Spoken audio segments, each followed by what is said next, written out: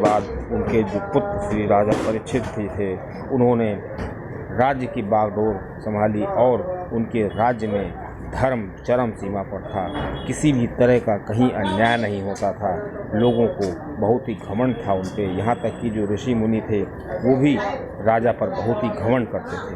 दोस्तों, एक बार की बात है, राजा परीक्षित जी जो थे जा रहे हैं शिकार करने के लिए और वो देखते हैं कि एक पैर का बैल और गाय वहाँ पे हैं और एक व्यक्ति उनको बहुत मार रहा है, बहुत पीट रहा है। तो राजा परीक्षित को बहुत क्रोध आता है। वो कहते हैं, मेरे राज्य में ऐसा कैसे हो सकता है कि किसी जानवर को कोई बेमतलब पीटे? तुम कौन हो तुम जो इस बैल को पीटते चले जा रहे हो?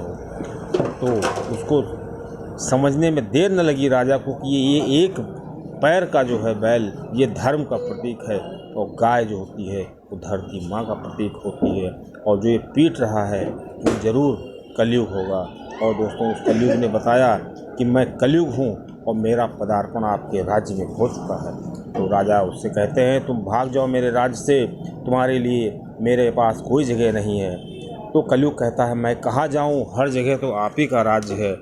तो राजा कहते हैं, तुम कहीं भी जाओ, हम लेकिन तुमको अपने राज्य में जगह नहीं दे सकते। तो कलयुग ने कहा, नहीं, मुझे थोड़ी जगह चाहिए।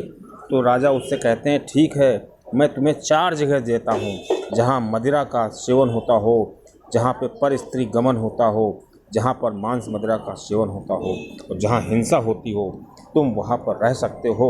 ये सुनकर कलयुग बहुत प्रसन्न हुआ। उसने कहा, राजन, ये सभी जगह तो पहले से ही मैं वहाँ पे हूँ और इन जगहों पे तो खराब व्यक्ति जाते हैं और अच्छे व्यक्ति जहाँ पर हों मुझे वो भी जगह चाहिए। तो राजा सोच में पड़ जाते हैं। फिर राजा कहते हैं, ठीक है, तुम स्वर्ण में चले जाओ, स्वर्ण सोने में तुम जा सकते हो।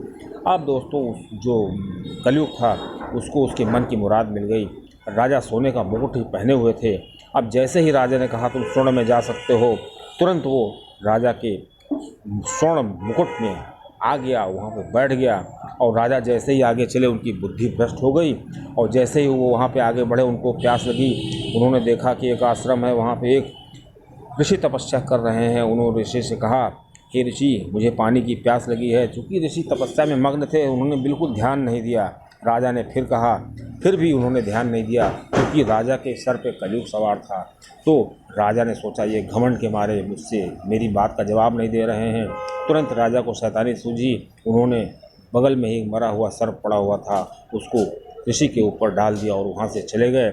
जब ऋषि की आँख खुली और उधर ऋषि के जो पुत्र श्रृंगी ऋषि नदी में स्नान कर रहे थे और उनको पता चला ध्यान से कि मेरे पिता का किसी ने अपमान किया है राजन का, उनको बहुत क्रोध आया ऋषि के पुत्र को। उसने हाथ में जल लिया और अभिमंत्रित करके राजा के ऊपर फेंक दिया और कहा कि आज से 7वें दिन तुम्हारी मृत्यु हो जाएगी।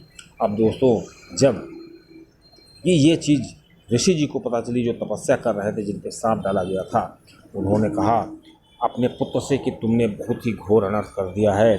वो जो राजा था जिसने मेरे ऊपर सर्प डाला है वो बहुत ही प्रतापी शासक है, बहुत ही धर्म का ज्ञाता है। अब तुमने उसको मरने का श्राप दे दिया है। जब उसकी मृत्यु हो जाएगी तो हमारी प्रजा त्राहि त्राहि करेगी, क्योंकि इस राजा के राज्य में कोई भी दुखी नहीं है, सब सुखी हैं। और ऐसा राजा मिलना बहुत ही मुश्किल होता है, बहुत ही मुश्किल से ऐसा राजा प्राप्त होता है। अब श्री जो ऋषि थे उनको बहुत दुख हो रहा था। वो कह रहे थे कि तुम नहीं जानते हो, उस राजा ने जो ऐसा कृत्य किया है उसका कारण कुछ और था। उस राजा ने ऐसा कुछ नहीं किया है, चूँकि उसके सर पर कलयुग सवार था और कलयुग के श्राप के कारण ही उसने ऐसा किया है। अब दोस्तों, चूँकि श्राप तो उन्होंने दिया था, अब दोस्तों जब श्राप दिया तो उसके 7 दिन बाद तक्षक नाग के काटने से राजा की मृत्यु तो हो जाती है। लेकिन इससे पहले 7 दिनों में राजा क्या करते हैं, किस प्रकार अपने आप को मोक्ष प्राप्त कराने के लिए प्रयास करते हैं और किन किन ऋषियों से मिलते हैं और भागवत पुराण सुनते हैं। दोस्तों, इसकी एक मैं अलग वीडियो बनाऊंगा, लेकिन फिलहाल आप इससे समझ लीजिए कलयुग का जब पदार्पण होता है तो उसके 7 दिन बाद राजा की मृत्यु हो जाती है और कलयुग की शुरुआत हो जाती है और इसी प्रकार द्वापर युग का अंत हो जाता है। दोस्तों, इसके बाद इनके जो पुत्र होते हैं